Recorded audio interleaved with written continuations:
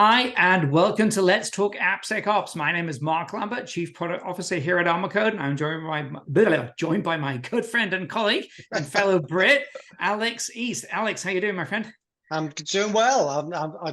Look, see, same thing. So there you go. It's the British in us. So yes, and as I've stated before on the podcast, don't get us confused. We are not digital twins of each other. We are two different Brits living in California. From a different mother. Exactly. We are taking over the country 1 square foot at a time. Okay, so that being said, last time we talked about risk scoring. We talked about how organizations leverage risk scoring for posture assessment, trending, understanding if I'm getting better, prioritization, taking into account not just the technical risk, but the business risk associated with a finding or a vulnerability. And you've been in this space, for a lot of years now. I'm not going to overshare your age, but there, as a practitioner and as an advisor, how do you see people? What are the pitfalls of risk scoring? Where do you see people kind of like over-indexing on it? I would say that the toughest part about quantifying risk is the fact that it's subjective. Right? Whenever you're doing risk analysis, it's very much a predictive analysis. How likely is it that we're going to wind up on the front page of a newspaper? And when you're doing predictive analysis, unless you've got like a crystal ball and can see into the future, there's going to be an element of inaccuracy around that potentially, right? So there's lots of different things that feed into it. One is, do you have sufficient intelligence?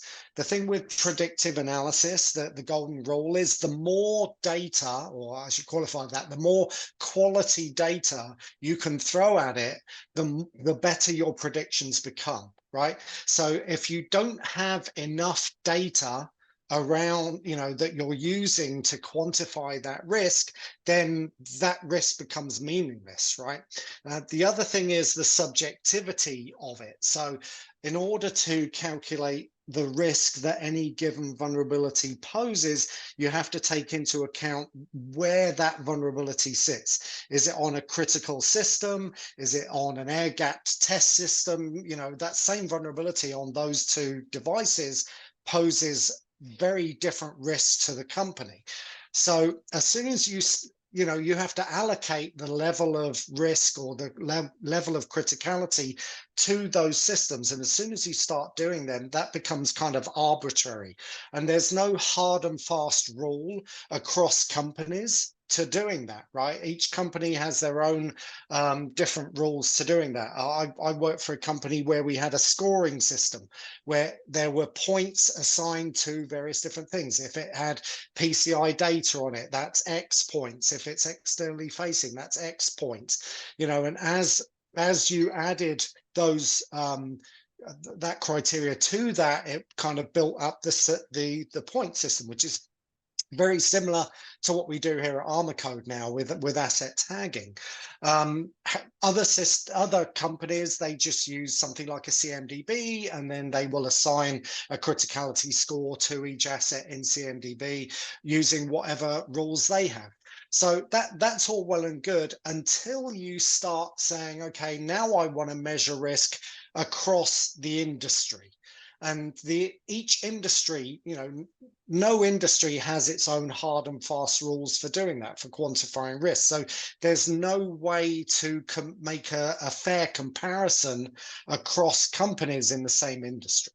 Yeah. So it's not that the trying to define the risk is the wrong thing. It's just like trying to compare them, because those two processes are going to be different from company A to company B. What you do have to do, though, is have to make sure that you're consistent within your organization, because that's where you can now start really leveraging the risk calculation to really give you an overview of your posture across the organization and understand which things are more at risk than others, but not fighting over so much of is this a 700 versus a 720? I think that is kind of like a pointless exercise. Or if, hey, my risk position is 750, what do my other peers look like? And I think that's your point, is that you could do the technical risk, could be done kind of like just purely on threat intelligence and the existence of the vulnerability,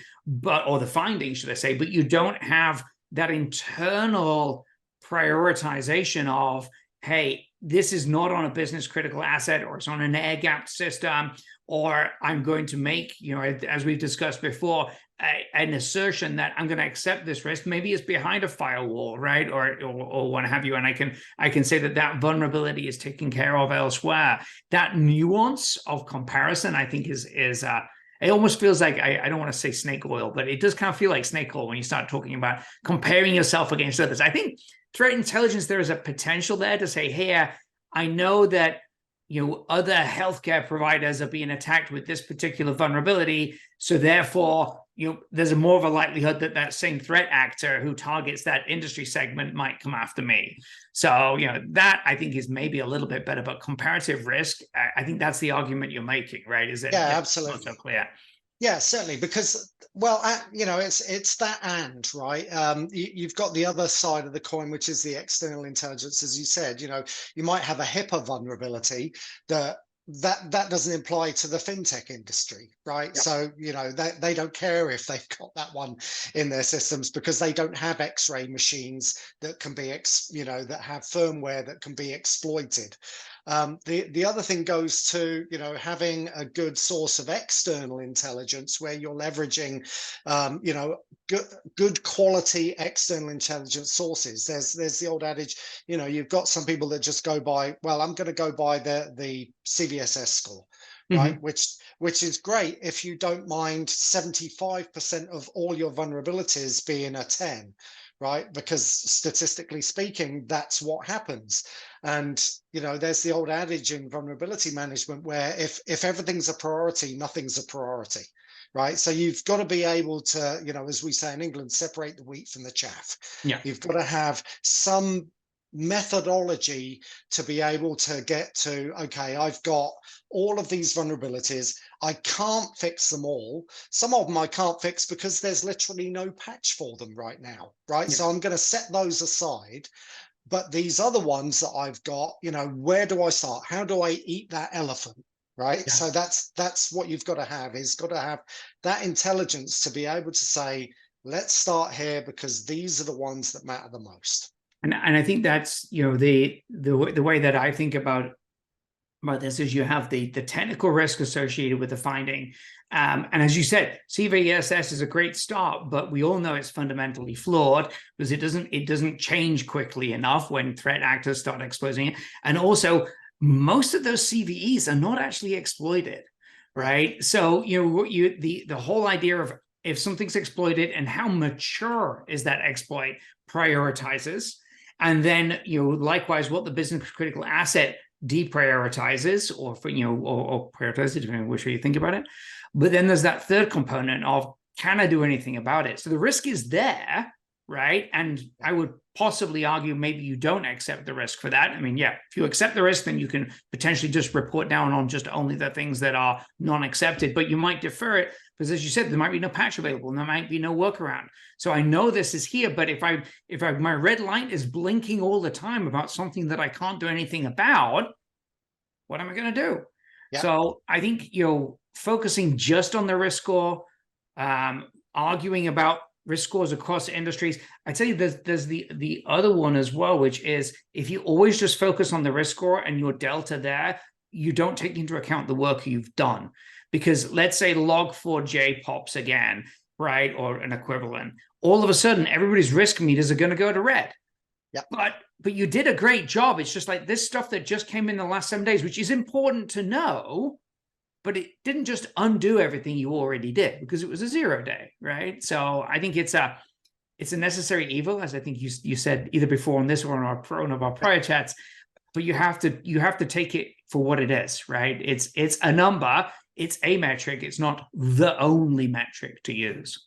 Yeah. I'll give you a little example. So there was a company that I used to work with a while ago, and they thought risk score was so important that they tied it into people's KPIs. The manager of each department, if they managed to keep their department's risk score below a certain level, they got a $1,500 bonus at the end of the year. Well, what happened is the managers of those departments, the smart ones, went and downgraded the risk level of all the assets in their purview and lowered their risk, and they kept bringing that down and down and down, and they got their $1,500 at the end of the year, and management above them none the wiser.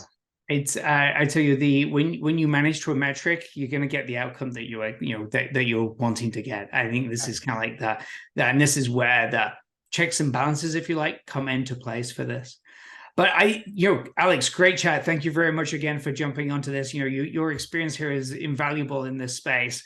For those watching, thank you very much for joining us today. Alex, thank you. Don't forget, click like, subscribe, and stay tuned for our next episode. Take care. Cheers, everyone.